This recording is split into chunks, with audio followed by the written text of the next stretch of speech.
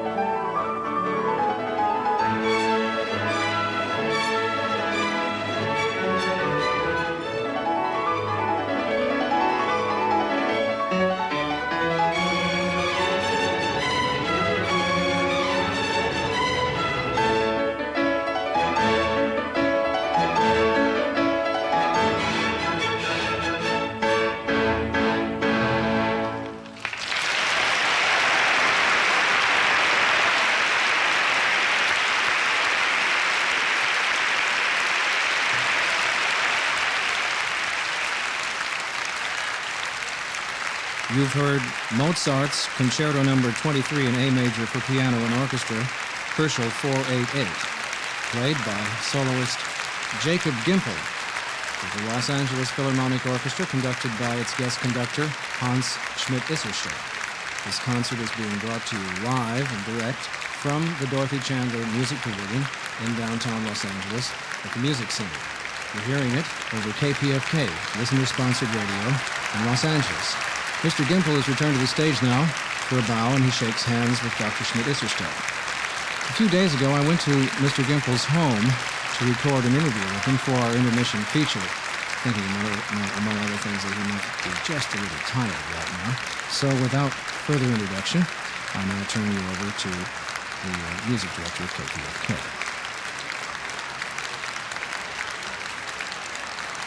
This is William Malik sitting in the living room with the well-known Polish-American pianist Jacob Gimple, who, all things being equal, has just finished playing a Mozart piano concerto, the piano concerto in A major. Is that correct, Mr. Gimple? Herschel 488. What period in Mozart's life did this come from then? Rather late? I think it's one of the later concertos. I'm not 100% sure at what time he has written it. Now, Mozart, pianists I'm sure know that Mozart is one of the most difficult people to play really properly. When you were a young man, were Mozart's standards of Mozart playing significantly different than they are now? And in general, what are the problems that are really posed that are the most difficult and hard to solve in terms of Mozart playing?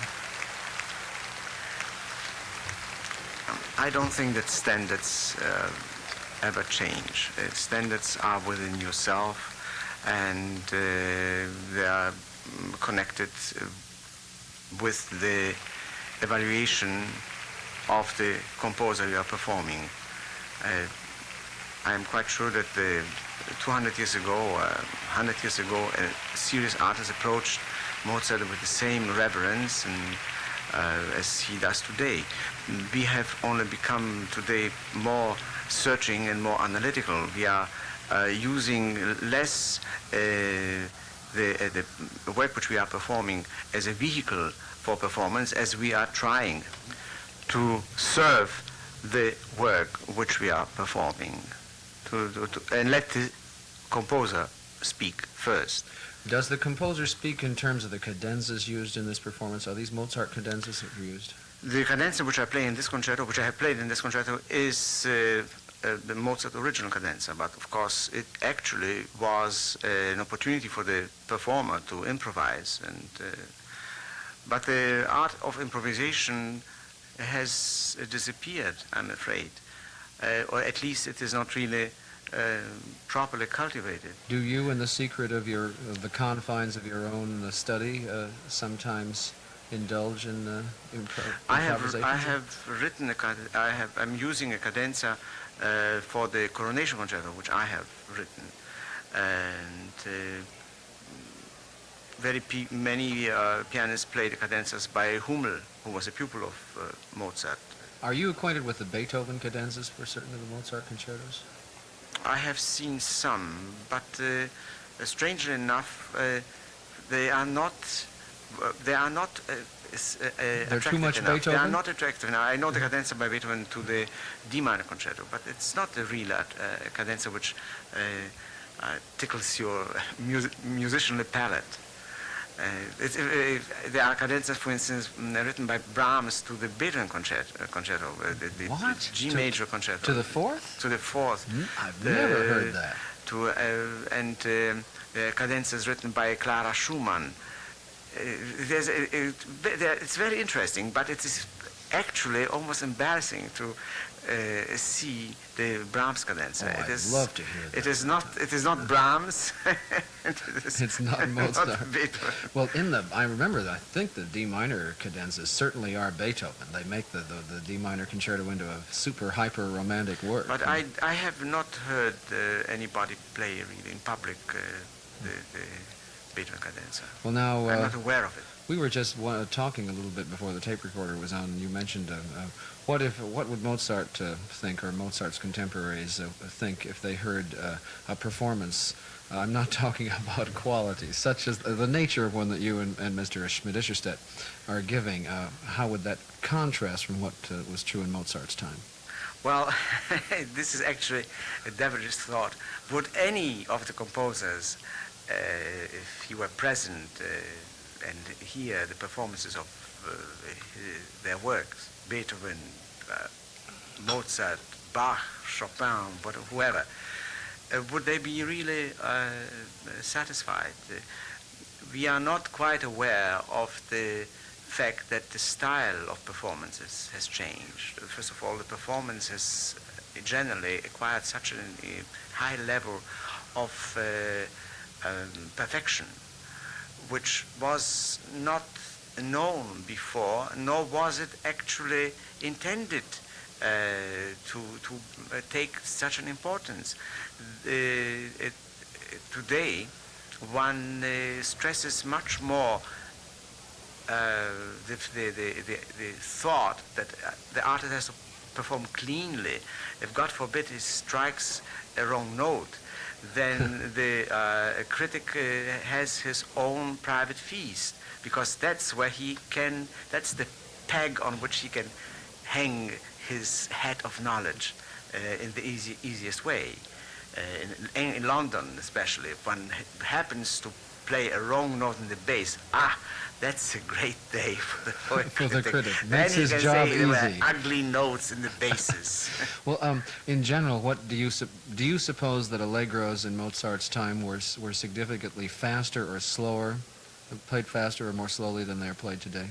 Again, this is a very difficult question to answer. We don't have reliable documentation of it. The only reliable documentation would be if there had been an ideal watch, a stopwatch, which would have registered how long it took Mozart to perform, let's say, the overture to Marriage of Figaro. But the fact is that Mozart wrote to his sister that he does not write that there are no slow movements. His slow movements were not really very slow. Oh. And it is also interesting to notice or to remember that Wagner, in his treatise on conducting, mentions that the Beethoven allegros were always slow, whereas a Mozart allegro was always fast. And I think conductors like Klemperer and to some extent Mehta too observed those. A kind of a maestoso tempo. Pay attention to those considerations when they play Mozart and Beethoven. Well, I have once heard Steinberg perform the Marriage Figaro, which was rather fast, surprisingly fast. But I heard it more recently, and the tempo is considerably changed. The only standard we have, which is perhaps not a good standard, it is said that there were certain piano rolls inscribed during Mozart's time, but only by means of inking on paper, that there was never any attempt to demonstrate, to reproduce the registrations. Also, there are musical clocks with the little barrels and pistons, and I've noticed hearing those at the allegros are fantastically fast, but that's probably because they wanted to fit as much as they could on one barrel.